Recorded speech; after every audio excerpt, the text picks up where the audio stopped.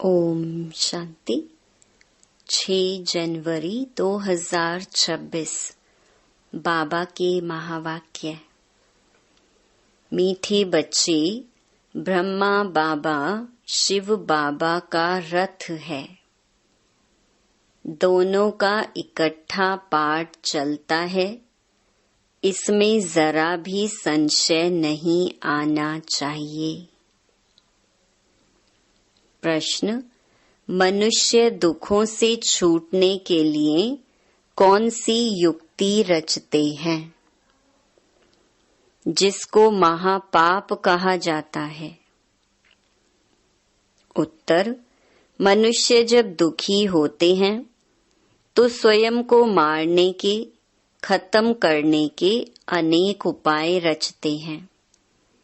जीव घात करने की सोचते हैं, समझते हैं इससे हम दुखों से छूट जाएंगे, परंतु इन जैसा महापाप और कोई नहीं।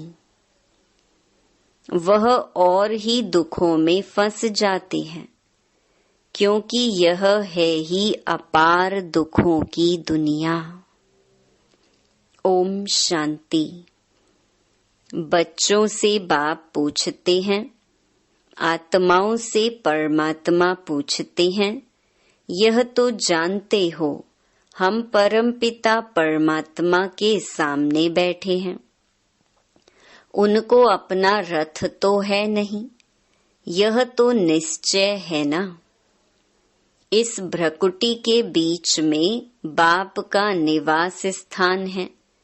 बाप खुद कहते हैं, मैं इनकी भ्रकुटी के बीच में बैठता हूँ, इनका शरीर लोन पर लेता हूँ।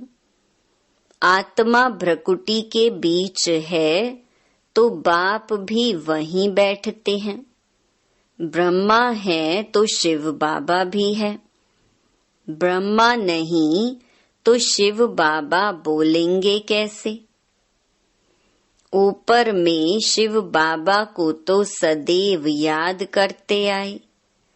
अब तुम बच्चों को पता है हम बाप के पास यहाँ बैठे हैं।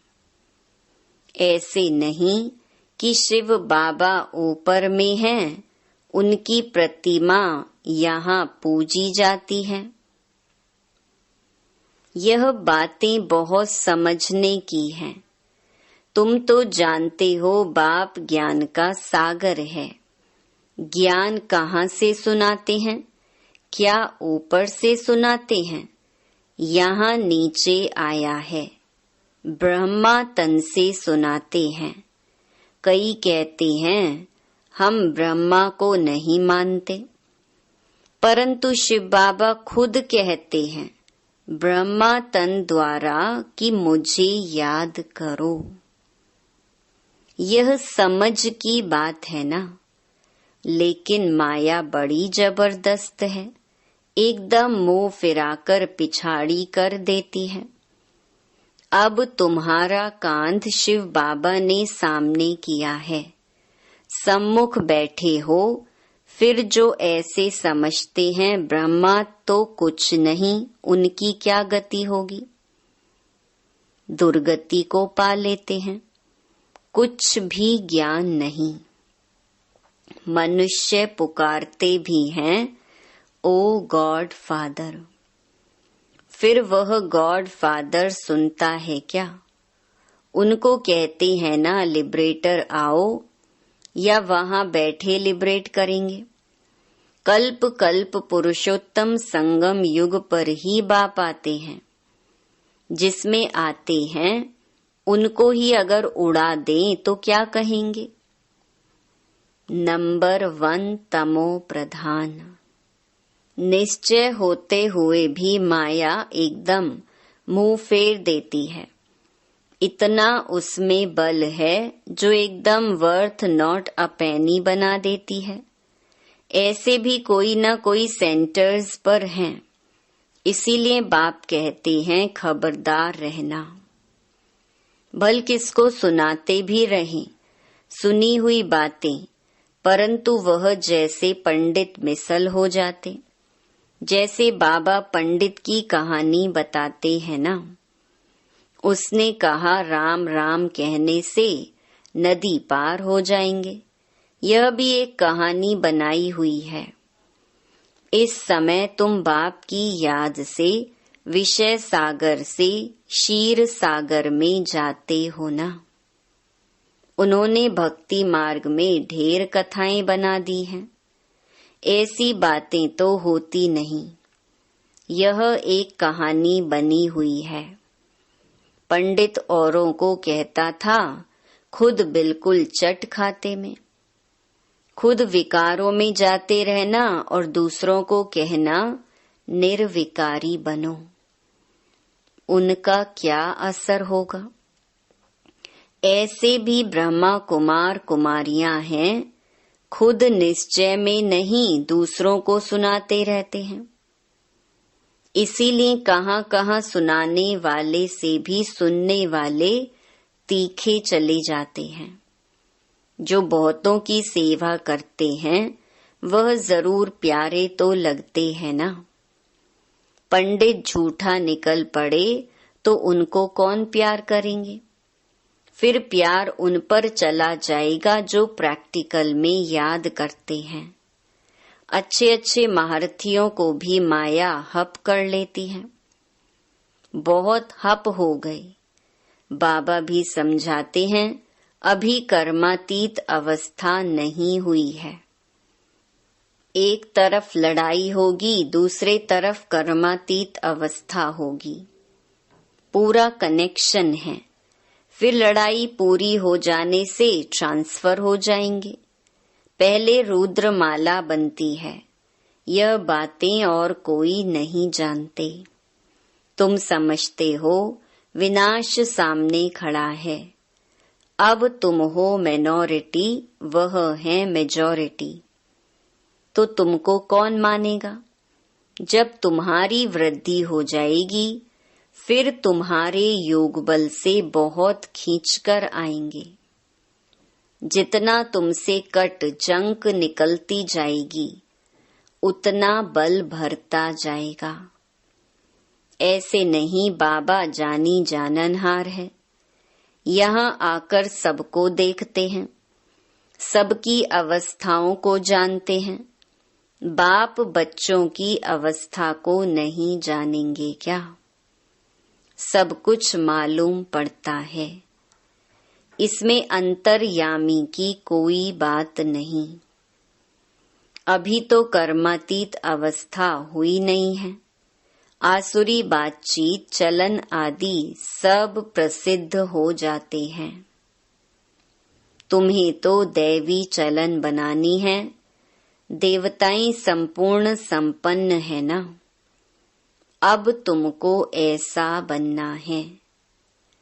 कहाँ वह असुर, कहाँ देवताएं। परंतु माया किसको भी छोड़ती नहीं है। छुई मुई बना देती है, एकदम मार डालती है। 5 सीढ़ी है ना। देह अभिमान आने से ही ऊपर से एकदम नीचे गिरते हैं। गिरा और मरा। आजकल अपने को मारने लिए कैसे कैसे उपाय रचते हैं। 21 मंजिल से कूदते हैं तो एकदम खत्म हो जाएं। ऐसा ना हो फिर हॉस्पिटल में पड़े रहें, दुख भोगते रहें। 5 मंजिल से गिरे और ना मरे तो कितना दुख भोगते रहेंगे। कोई अपने को आग लगाते हैं, अगर कोई उनको बचा लेते हैं तो उनको कितना दुख सहन करना पड़ता है। जल जाए तो आत्मा तो भाग जाएगी ना। इसीलिए जीव घात करते हैं, शरीर को खत्म कर देते हैं। समझते हैं शरीर छोड़ने से दुखों से छूट जाएंगे, परंतु यह भी महापाप है। और भी अधिक दुख भोगने पड़ते हैं क्योंकि यह है ही अपार दुखों की दुनिया। वहाँ है अपार सुख। तुम बच्चे समझते हो अभी हम रिटर्न होते हैं, दुख धाम से सुख धाम में जाते हैं। अब बाप जो सुख धाम का मालिक बनाते हैं उनको याद करना है। इन द्वारा बाप समझाते हैं चित्र भी है ना। ब्रह्मा द्वारा स्वर्ग की स्थापना। तुम कहते हो बाबा हम अनेक बार आपसे स्वर्ग का वर्षा लेने आए हैं। बाप भी संगम पर ही आते हैं जबकि दुनिया को बदलना है। तो बाप कहते हैं मैं आया हूँ तुम बच्चों को दुख से छुड़ाकर सुख की पावन दुनिया में ले जाने। बुलाते भी हैं हे पतित पावन। यह थोड़े ही समझते हैं कि हम महाकाल को बुलाते हैं कि हमको इस छीछी दुनिया से घर ले चलो। जरूर बाबा आएगा। हम मरेंगे तब तो पीस होगी ना। शांति शांति करते रहते हैं।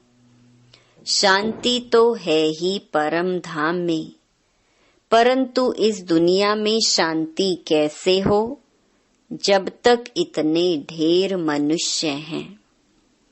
सतयुग में सुख शांति थी, अभी कलयुग में अनेक धर्म हैं। जब वह खत्म हो तब एक धर्म की स्थापना हो, तब तो सुख शांति होना। हाहाकार के बाद ही फिर जय जयकार होगी। आगे चल देखना मौत का बाजार कितना गर्म होता है। विनाश जरूर होना है। एक धर्म की स्थापना बाप आकर कराते हैं, राजयोग भी सिखाते हैं। बाकी सब अनेक धर्म खलास हो जाएंगे। गीता में कुछ दिखाया नहीं है। 5 पांडव और कुत्ता हिमालय पर गल गए। फिर रिजल्ट क्या? प्रलय दिखा दी है। जलमयी भल होती है परंतु सारी दुनिया जलमयी हो नहीं सकती। भारत तो अविनाशी पवित्र खंड है। उसमें भी आबू सबसे पवित्र तीर्थ स्थान है, जहाँ बाप आकर तुम बच्चों के द्वारा सर्व की सद्गति करते हैं। दिलवाला मंदिर में कितना अच्छा यादगार है, कितना अर्थ सहित है, परंतु जिन्होंने बनाया है वह नहीं जानते हैं। फिर भी अच्छे समझू तो थे ना। द्वापर में जरूर अच्छे समझदार होंगे। कलयुग में होते हैं तमो प्रधान। द्वापर में फिर भी तमो बुद्धि होंगे। सब मंदिरों से यह ऊंच है जहाँ तुम बैठे हो। अभी तुम देखते रहेंगे विनाश में होलसेल में मौत होगा। होलसेल महाभारी लड़ाई लगेगी, सब खत्म हो जाएंगे, बाकी एक खंड रहेगा। भारत बहुत छोटा होगा, बाकी सब खलास हो जाएंगे। स्वर्ग कितना छोटा होगा, अभी यह ज्ञान तुम्हारी बुद्धि में है। कोई को समझाने में भी देरी लगती है। यह है पुरुषोत्तम संगम युग। यहाँ कितने ढेर मनुष्य हैं और वहाँ कितने थोड़े मनुष्य होंगे। यह सब खत्म हो जाएंगे। वर्ल्ड की हिस्ट्री ज्योग्राफी रिपीट होगी शुरू से। जरूर स्वर्ग से रिपीट करेंगे, पिछाड़ी में तो नहीं आएंगे। यह ड्रामा का चक्कर अनादि है जो फिरता ही रहता है। इस तरफ कलयुग, उस तरफ है सतयुग। हम संगम पर हैं, यह भी तुम समझते हो। बाप आते हैं, बाप को रथ तो जरूर चाहिए ना। तो बाप समझाते हैं अभी तुम घर जाते हो, फिर यह लक्ष्मी नारायण बनना है तो दैवी गुण भी धारण करने चाहिए। यह भी तुम बच्चों को समझाया जाता है। रावण राज्य और राम राज्य किसको कहा जाता है? पतित से पावन, फिर पावन से पतित कैसे बनते हैं? यह खेल का राज बाप बैठ समझाते हैं। बाप नॉलेजफुल बीज रूप है ना, चैतन्य है, वही आकर समझाते हैं। बाप ही कहेंगे सारे कल्प वृक्ष का राज समझा। इनमें क्या क्या होता है, तुमने इसमें कितना पार्ट बजाया है। आधा कल्प है दैवी स्वराज्य, आधा कल्प है आसुरी राज्य। अच्छे अच्छे जो बच्चे हैं उन्हों को बुद्धि में नॉलेज रहती है। बाप आप समान बनाते हैं ना। टीचर्स में भी नंबर वार होते हैं। कई तो टीचर होकर भी फिर बिगड़ पड़ते हैं। बहुतों को सिखाकर फिर खुद खत्म हो गए। छोटे छोटे बच्चों में भिन्न भिन्न संस्कार वाले होते हैं। कोई तो देखो नंबर 1 शैतान, कोई फिर परिस्तान में जाने लायक। कई हैं जो ना ज्ञान उठाते ना अपनी चलन सुधारते, सबको दुखी देते रहते हैं। यह भी शास्त्रों में दिखाया है कि असुर आकर छिपकर बैठते थे। असुर बन कितनी तकलीफ देते हैं। यह तो सब होता रहता है। ऊंचते ऊंच बाप को ही स्वर्ग की स्थापना करने आना पड़ता है। माया भी बड़ी जबरदस्त है। दान देते हैं फिर भी माया बुद्धि फिरा देती है। आधा को जरूर माया खाएगी, तब तो कहते हैं माया बड़ी दुस्तर है। आधा कल्प माया राज्य करती है तो जरूर इतनी पहलवान होगी ना। माया से हारने वाले की क्या हालत हो जाती है। अच्छा, मीठे मीठे सिकिलधे बच्चों प्रति मात पिता बाप दादा का याद प्यार और गुड मॉर्निंग। रूहानी बाप की रूहानी बच्चों को नमस्ते। धारणा के लिए मुख्य सार। पहला, कभी भी छुई मुई नहीं बनना है। दैवी गुण धारण कर अपनी चलन सुधारनी है।